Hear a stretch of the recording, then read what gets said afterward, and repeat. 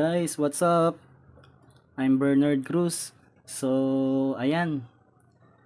Meron tayong bagong video.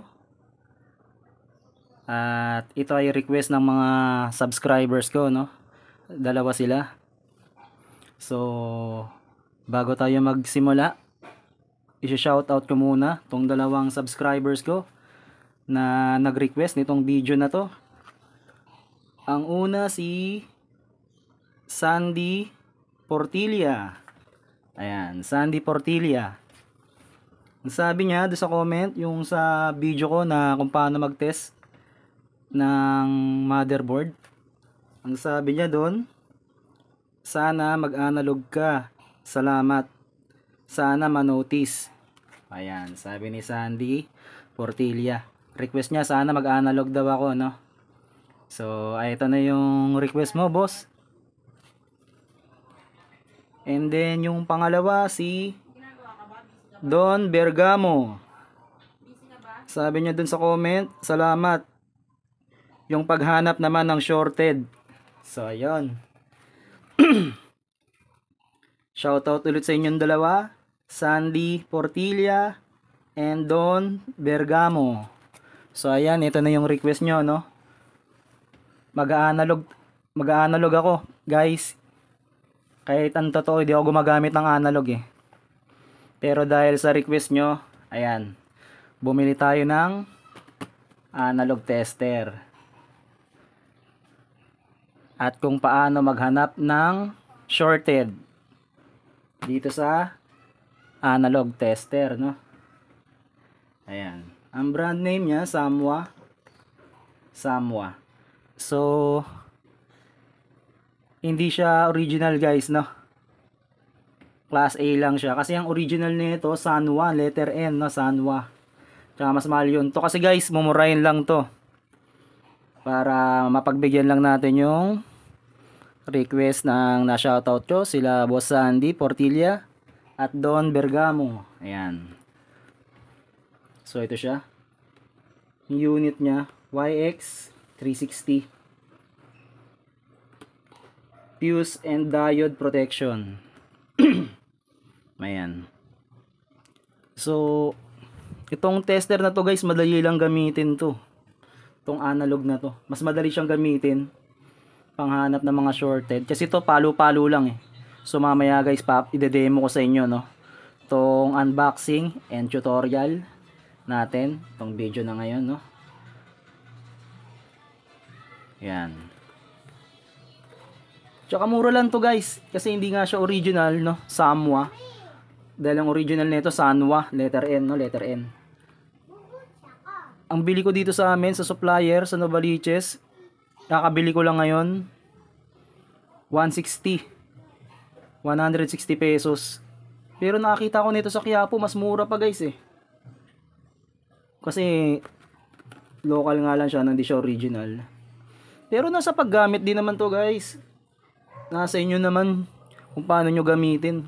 Kung balahura kayo gumamit, ang lakas nyo pumihit, hindi dahan-dahan, eh di talaga tatagal sa inyo yung isang gamit, yung tester. Kung iingat, nasa pag-iingat lang din naman sa paggamit yan, guys, no? Maganda nga yung tester mo. Eh kung di mo naman alam gamitin, no?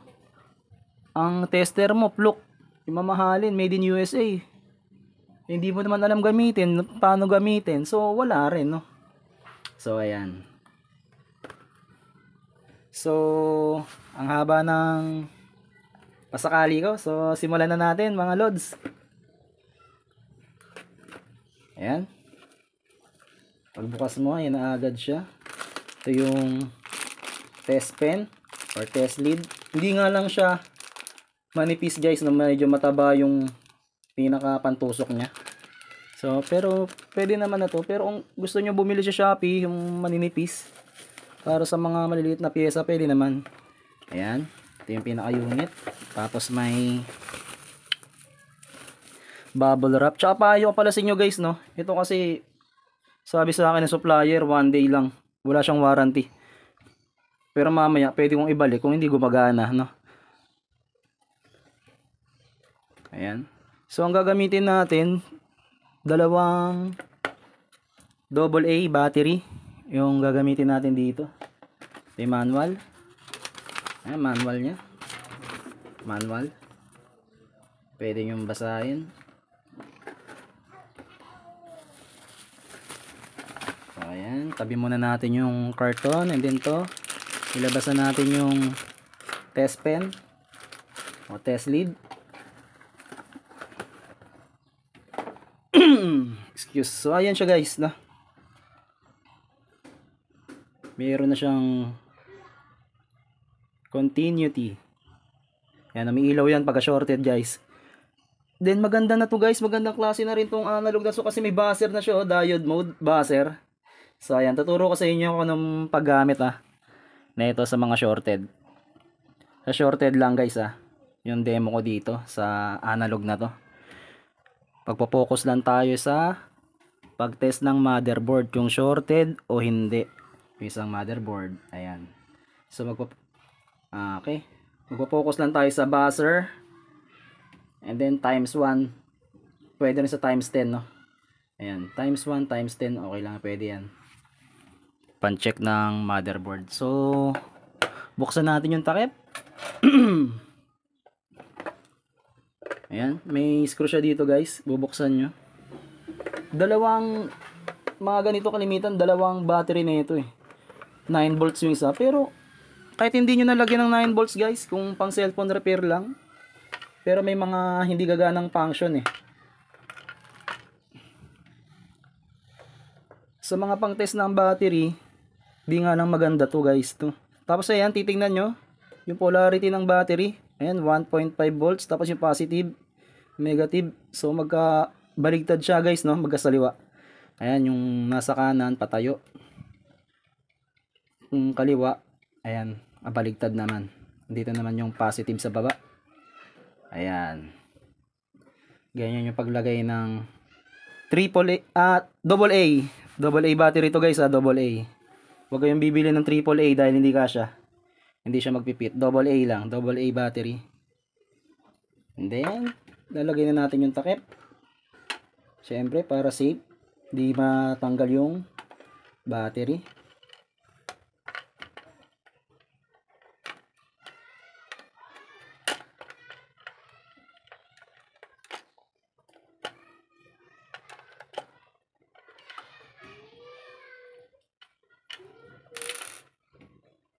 Ayan, nalaglag yung tornilyo.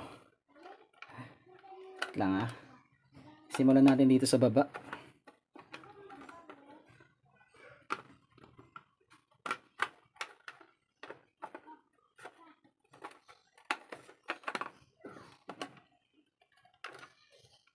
Yung mahirap nga lang ilak guys.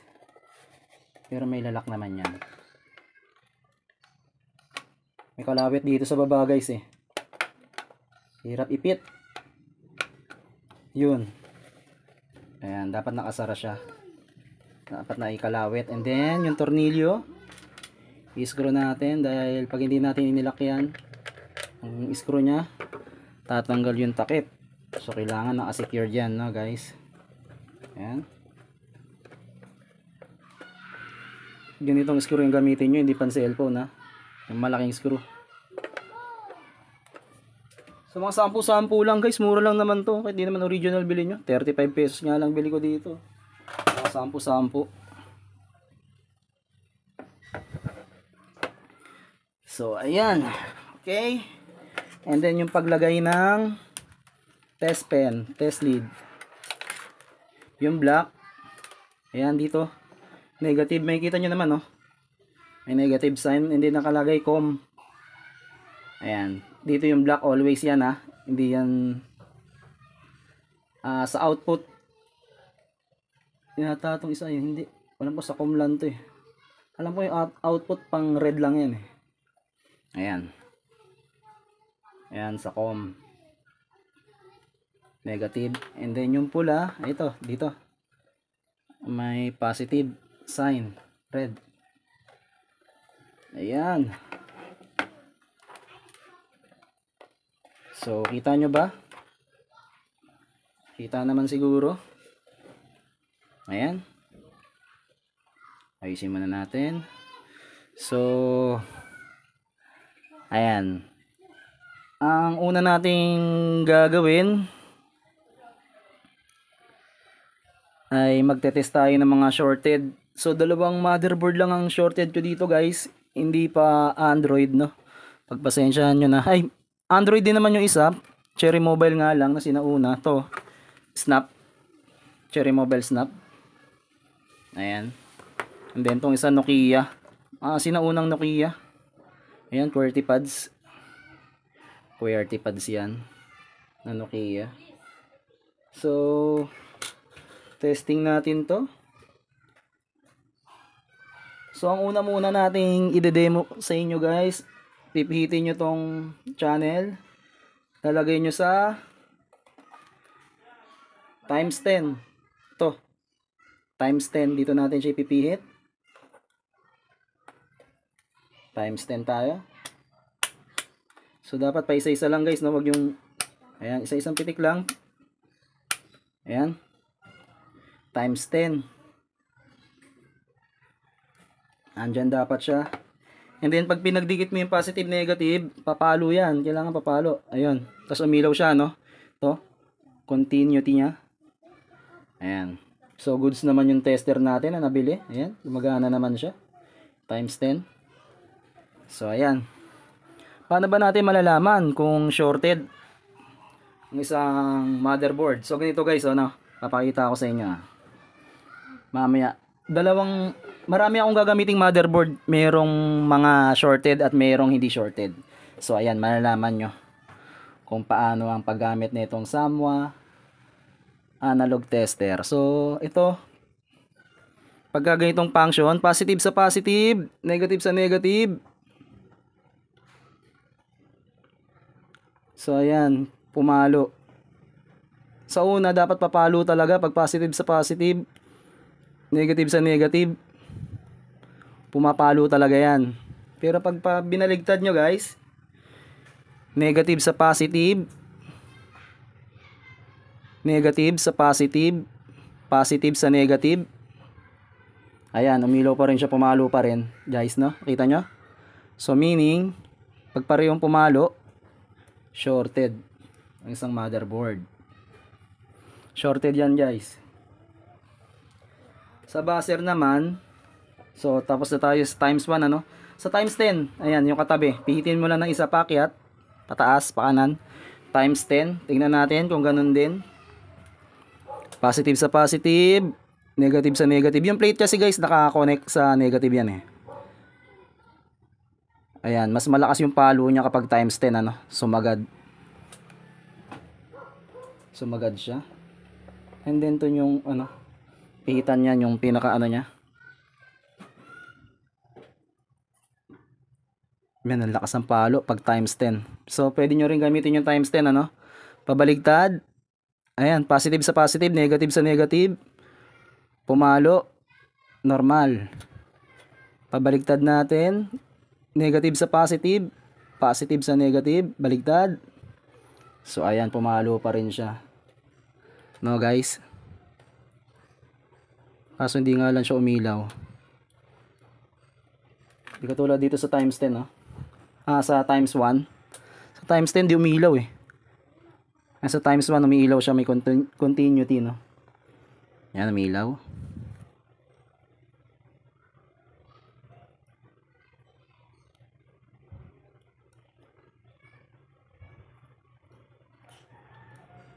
Yan. So, sa ganong ano, function, parehong pumalo. Shorted yan, guys. Naulit, ha. Para maintindihan nyo mabuti. Ulitin natin. Last. Ayan. Pag positive sa positive, negative sa negative, pumalo. Good yan. Pero kapag pinagbaligtad natin, positive sa negative, negative sa positive, dapat hindi napapalo. Ayan, pumalo pa rin sa times 1 na tumilaw. So, shorted yan, guys. So, meron pa tayong isa. Dito naman tayo sa isa. Ito, itong Cherry Mobile Snap. Ayan, buksan natin yung takip. Papakita ko rin sa inyo dito guys. Dapat alam nyo yung positive at negative pala guys ha. Titingnan nyo naman sa battery, nandun naman yan. Kaya malalaman nyo kung ano yung positive negative ng terminal dyan. Ayan, for example. Ito naman cherry mobile snap. Positive sa positive, negative sa negative. Ayan, pag positive sa positive, negative sa negative, normal yan. Papalo dapat. Pero kapag binaligtad natin, dapat hindi siya papalo. Ayan, hindi siya magaganon guys ha.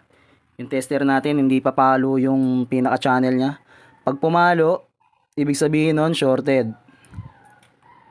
Baligtad, negative sa positive, positive sa negative. Ayan guys, nakita nyo? Pumalo. Shorted talaga siya guys. Shorted din tong cherry mobile snap na to. Ayan, dito natin sa plate. Positive sa negative. Ayan, normal. Pagkagano normal eh. Pero pag pabaliktad, negative sa positive, positive sa negative, at pumalo. Ayan, umilaw, pumalo, shorted. Sa buzzer tayo guys. Pakita ko sa inyo naman sa buzzer, no? Ito may buzzer to eh. Ayan, syempre, pagka tuloy-tuloy yung ano. Ayan, no? Shorted yun.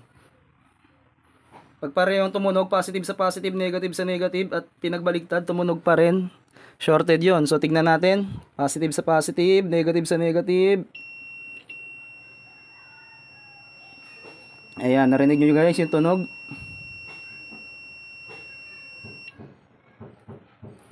Then, baligtarin natin. Negative sa positive, positive sa negative. So, tumunog pa rin siya, no? Shorted. Positive sa positive, negative sa negative. Ulit.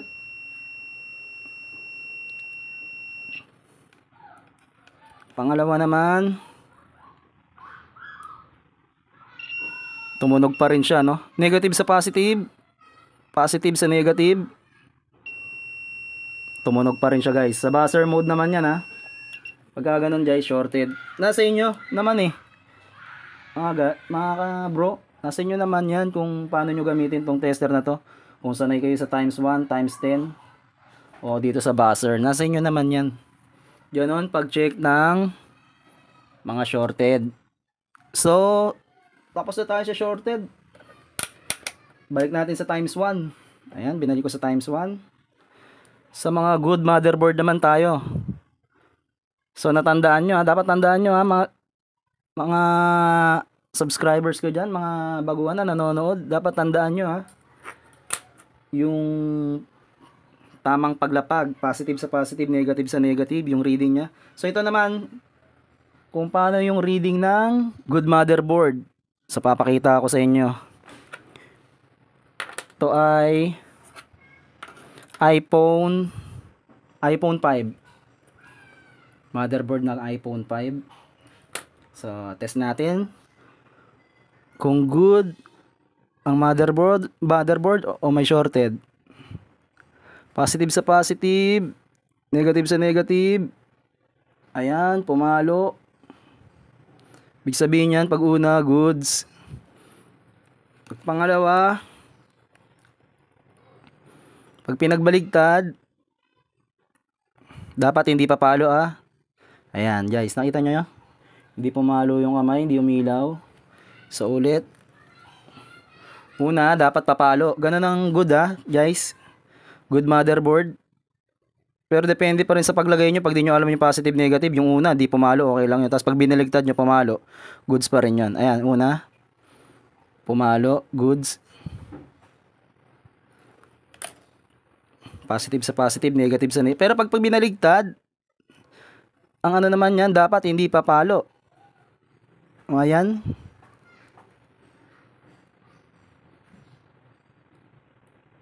Ayan, hindi siya pumalo guys, hindi siya umilaw, no?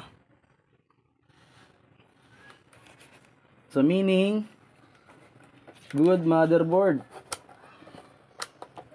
Try natin sa times 10.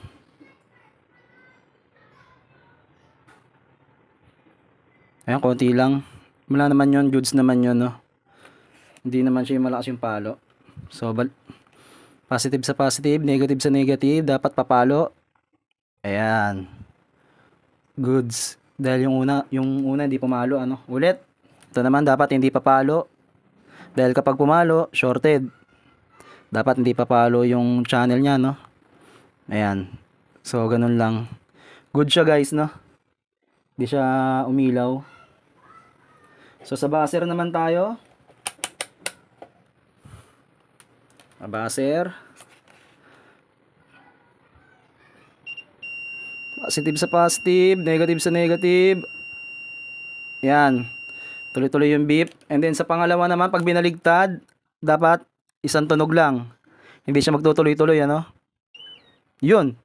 Imanon lang siya, ano? Yun, narinig nyo?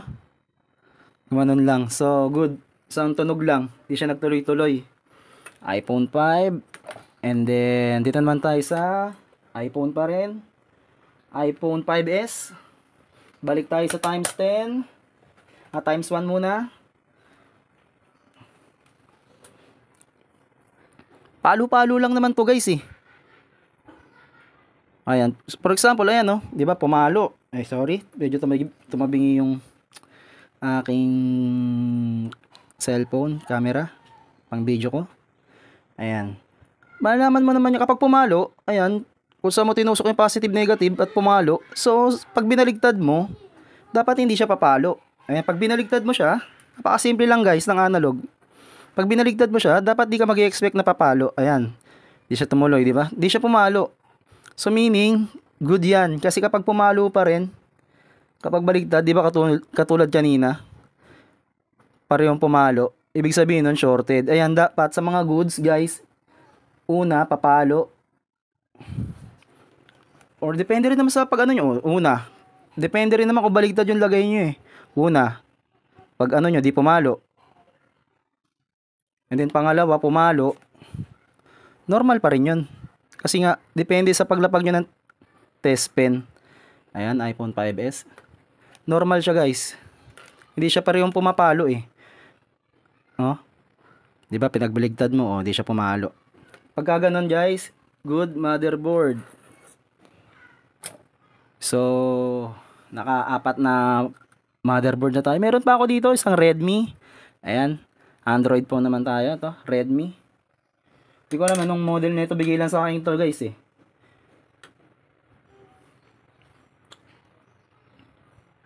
So, testing natin. Tingin ulit sa tester kung anong magiging reaction. Una. Ayan, tulad yan. Ngayon, hindi siya pumalo, di ba? Paglapag mo ng unang test pen, hindi pumalo. Okay lang yun. Dapat pagbaligtad mo ng test pen, dapat papalo. Ayan, pumalo siya. Di ba? Ayan, continuity niya, umilaw. So, ibig sabihin, good motherboard. Ayan. Baligtarin ulit natin. Dapat hindi papalo.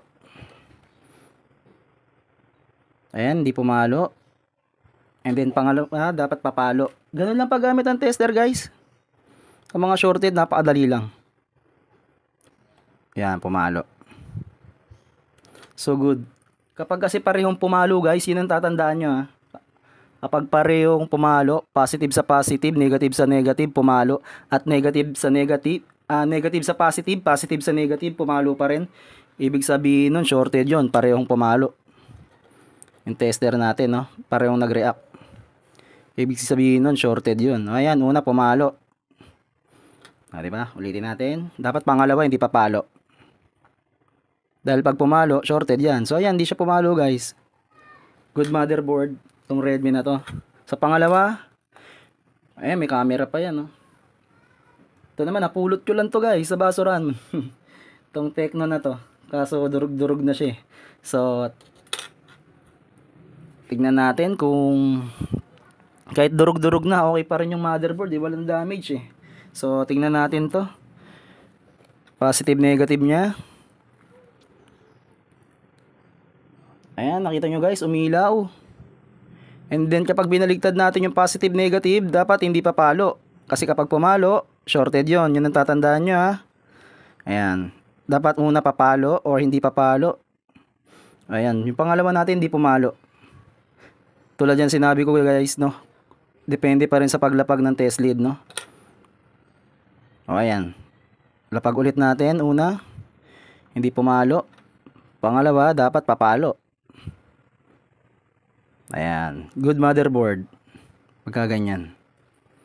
Dahil kapag parehong pumalo, parehong nag-react, pinagbaliktad nyo guys, shorted yun.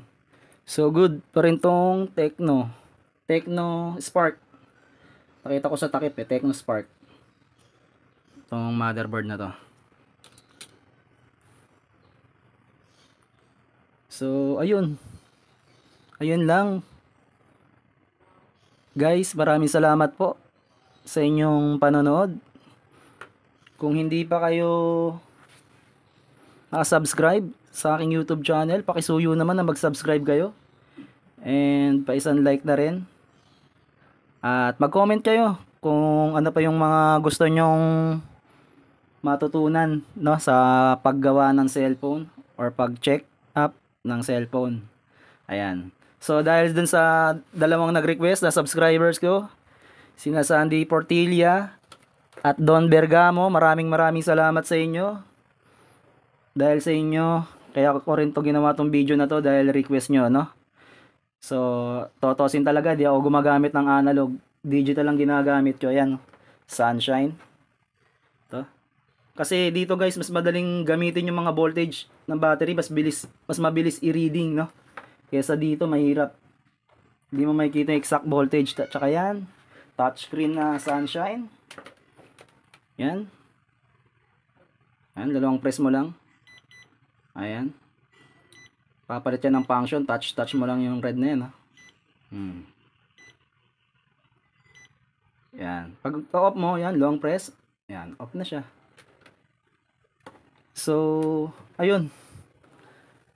Maraming salamat po ulit sa inyong panonood.